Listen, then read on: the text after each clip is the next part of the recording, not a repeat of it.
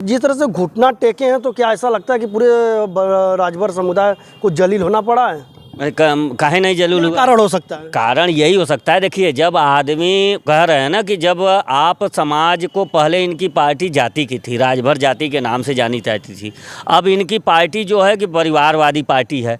तो ये अपने तो सुख लेंगे या इनको सत्ता मिलेगी, लेकिन ये समाज जो है ओबीसी, दलित, माइनॉरिटी, ये समाज का समझ लीजिए कि गर्त में जाने वाला है। इनका बहुत बुरा दिन होने वाला है। घोसी से राजभरों का इन्होंने अपमान कराया है, तो क्या लगता है कि घोसी के चुनाव में राजभर इनके खिलाफ वोट करेंगे? राजभर अगर खिलाफ नहीं करते तो दंडवत नहीं करते, आपको पता होना चाहिए। कार्यकर्ता के सामने करवाया गया जबरदस्ती पावर का वो कार्यकर्ता नहीं है, आपको बता दे। पहली बात जान लीजिए कि आप एक चीज़ जान लीजिए कि ओम प्रकाश राजभर जी माननीय कांसीराम के कैडर के बैनर तले वो चले हैं, बहुत दिन तक चले हैं, सामंतवादियों का विरोध किया है।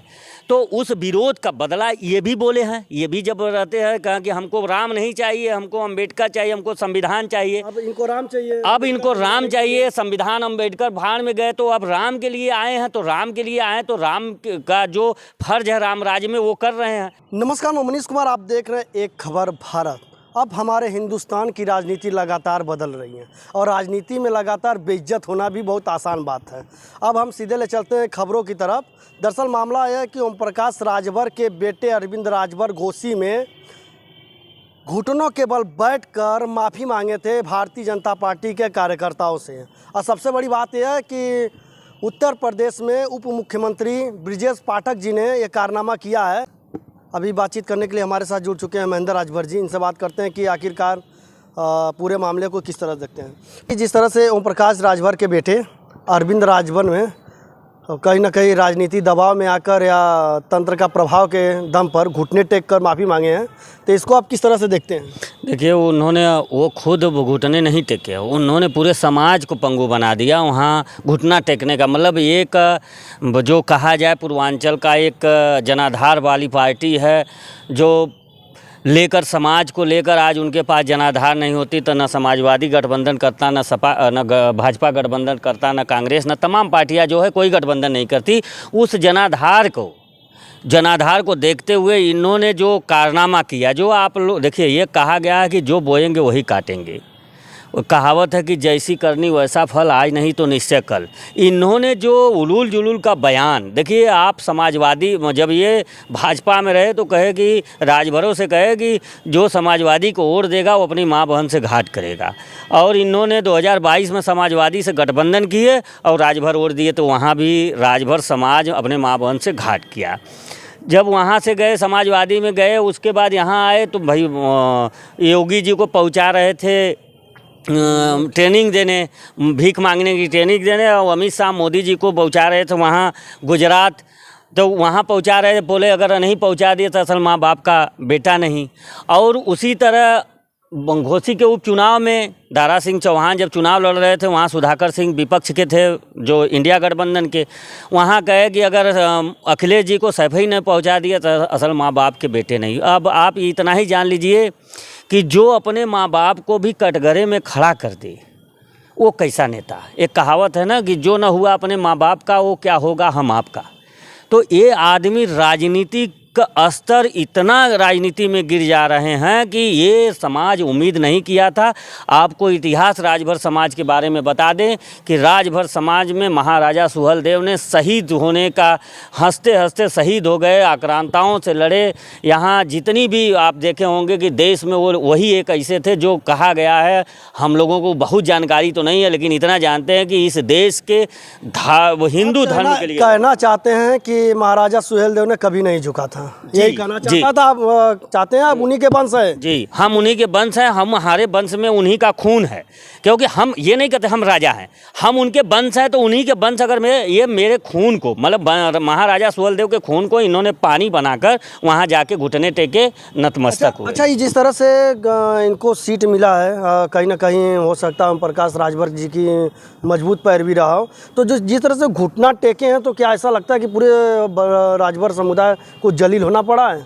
काहे नहीं जलील क्या हुआ? कारण हो सकता है? कारण यही हो सकता है, देखिए जब आदमी कह रहे हैं ना कि जब आप समाज को, पहले इनकी पार्टी जाति की थी, राजभर जाति के नाम से जानी जाती थी, अब इनकी पार्टी जो है कि परिवारवादी पार्टी है।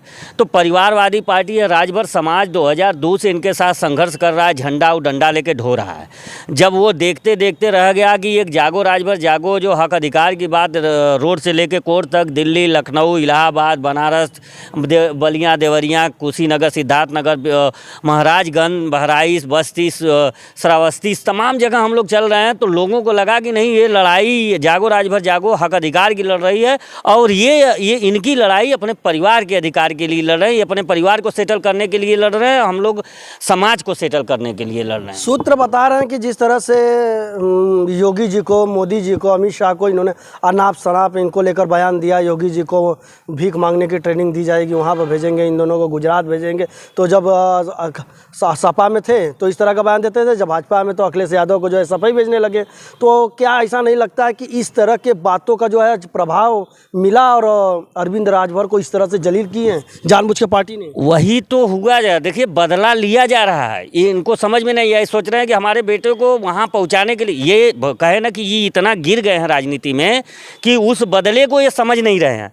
आप जानते हैं ना कि उसमें जैसे भाजपा की स्थिति आज के देश में ये है कि यहाँ ओबीसी दलित का ही अधिकार खाया जा रहा है, और ओबीसी दलित के नेताओं को एक एक ठो पद दे के इनको तीतर बना के भेज दिया जा रहा है कि आप अपने अपने समाज को गुमराह करो, मूर्ख बना के वोट लो, वोट लेकर आओ और तुम राजा रहो, उनको उसी तरह प्रजा की तरह जय जयकार लगवाते रहो। विपक्ष के नेता कह रहे हैं कि लोकतंत्र खतरे में है, अगर इस बार 400 सीट से वो चुनाव जीतते हैं तो लोकतंत्र खत्म हो जाएगा, लोकतंत्र को पूर्ण रूप से खत्म कर देंगे।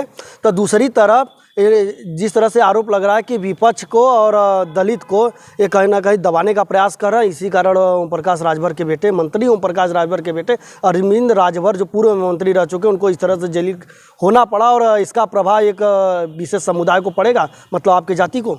देखिए जब वो राजभर समाज को दबा के अपना अधिकार ले लिए तो आपको अधिकार मिल गया है। अब क्या है कि बीजेपी अब आपसे अपना अधिकार लेने, 400 पार कहाँ से करे, 375 पे बीजेपी लड़ रही है, 400 पार आएगा, 400 पार होगा, हम भी जानते हैं कहाँ है 400 पार, वहाँ होगा जैसे डीजल हो गया, रुकिए ना, डीजल हो गया 400 पार, पेट्रोल हो गया, सरसों का तेल होगा, अरहर का दाल हो गया, ये 400 पार जाएगा। गैस अभी देखे हैं कि 100 रुपया कम किए हैं, पेट्रोल में 2, चड्ढी बदलने से 10 तक कम नहीं होता है। ये सरकार है, ये सरकार दलितों, ओबीसी और ये जो माइनॉरिटी के लोग हैं, इन्हीं लोगों को ये मतलब गरीब से गरीब तबका इनको भंगी बना के, एक तरह कहा जाए कि जो कहते हैं कि ये ओम प्रकाश जी कहे कि हम इनसे भीख मंगवाने की ट्रेनिंग करेंगे, ये सरकार ही दलित, ओबीसी, माइनॉरिटी से भीख मंगवाने के लिए पूरी रास्ता बना दी है। इन तीतरों की वजह से, जैसे अनुप्रिया पटेल हुई, केशव मौर्य हुए, और आपका स्वतंत्र देव हुए, तमाम ऐसे हैं ओबीसी, अभी तो RPN सिंह आ गए हैं, तमाम तरह का भाग जा रहे हैं। ये अपने तो सुख लेंगे या इनको सत्ता मिलेगी, लेकिन ये समाज जो है ओबीसी, दलित, माइनॉरिटी, ये समाज का समझ लीजिए कि गर्त में जाने वाला है, इनका बहुत बुरा दिन होने वाला है। घोसी से चुनाव जिस तरह से राजभरों का इन्होंने अपमान कराया है, तो क्या लगता है कि घोसी के चुनाव में राजभर इनके खिलाफ वोट करेंगे? राजभर अगर खिलाफ नहीं करते तो दंडवत नहीं करते, आपको पता होना चाहिए। कार्यकर्ता के सामने करवाया गया जबरदस्ती पावर का, वो कार्यकर्ता नहीं है, आपको बता दे। पहली बात जान लीजिए कि आप एक चीज़ जान लीजिए कि ओम प्रकाश राजभर जी माननीय कांसीराम के कैडर के बैनर तले वो चले हैं, बहुत दिन तक चले हैं, और वो माननीय कांसीराम जी ने हमेशा सामंतवादियों का विरोध किया है।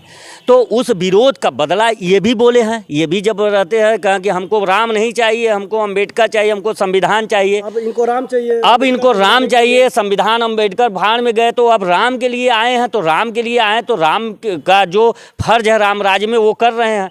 इनको अगर डर नहीं होता, क्योंकि देखिए वहाँ की समाज जो घोसी की है, आप घूम लीजिएगा, वहाँ कोई ऐसा गांव नहीं होगा जहाँ मास्टर सिपाही चपरासी बाबू न हो, पढ़ा लिखा राजभर समाज है। इसका नतीजा है वहाँ का समाज जाग चुका है, इनको भय सताने लगा। अब इसलिए अब सोचिए इनके पिता का एक भी वक्तव्य नहीं आया कि घुटना टेके हैं, और इनका एक बेटा कह रहा है कि नहीं वो कार्यकर्ताओं से आशीर्वाद तुम इतना दिन रहे तो राजभर समाज में बुजुर्ग मिले, उनका कभी आशीर्वाद नहीं लिए, और कल का कार्यकर्ता है वहाँ कार्यकर्ता पदाधिकारियों से अगर आप नतमस्तक होते तो चलता सही रहता।